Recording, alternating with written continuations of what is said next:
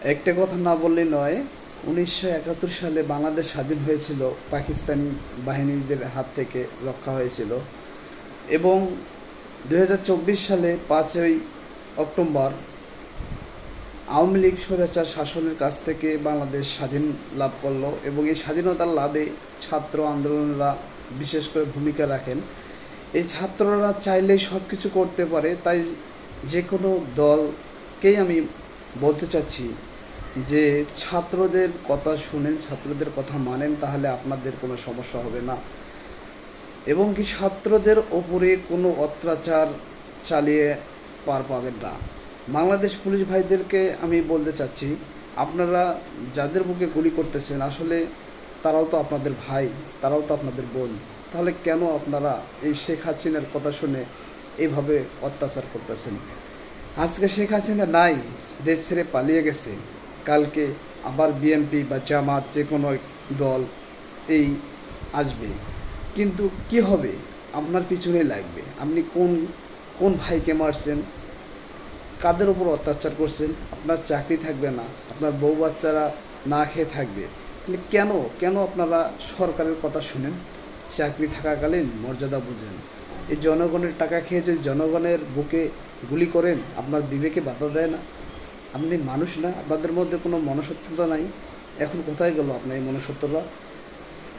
এই যে শেখ হাসিনার মন্ত্রী সব দেশ ছাড়িয়ে পালিয়ে কোথায় হাওয়া হয়ে গেল।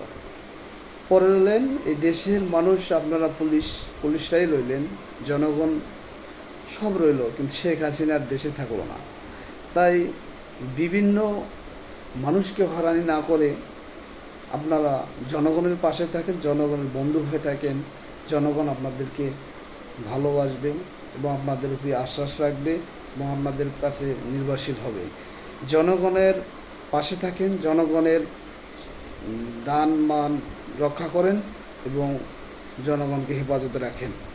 জনগণের প্রতি স্বৈরাচার না করে এখন আপনি আওয়ামী লীগ শাসকদের কথা ভাবেন, দেখেন ওরা কিভাবে এ দেশ ছেড়ে পালিয়ে গেল। যাই হোক বন্ধুরা, এই আওয়ামী লীগ সরকারের কাছ থেকে দেশ স্বাধীন হয়েছে এবং ইনশাল্লাহ এই সেনাপ্রধান ভালোভাবে দেশ পরিচালনা করবে এবং ভালোভাবে একটা সরকার গঠিত হবে। অবশেষে এই বাংলাদেশের মানুষ আজকে অনেক আনন্দিত যে শেখ হাসিনাকে পদত্যাগ করিয়ে ছাড়ল। তাই ছাত্রদের কাছে কোনো কিছুই অসম্ভব নয়, সব কিছুই সম্ভব। ছাত্রদের কথা আপনারা সবাই মনোযোগ সহকারে শুনবেন। সে যে দলেরই লোক হোক না কেন, তাদের ছাত্রদের কথা মানতে হবে, ছাত্রদের ওপর নির্ভরশীল হতে হবে, ছাত্রদের ওপর অত্যাচার কম করতে হবে এবং ছাত্রদের যে অধিকার, সে অধিকারগুলো অবশ্যই ছাত্রদেরকে যথাযথভাবে দিতে হবে।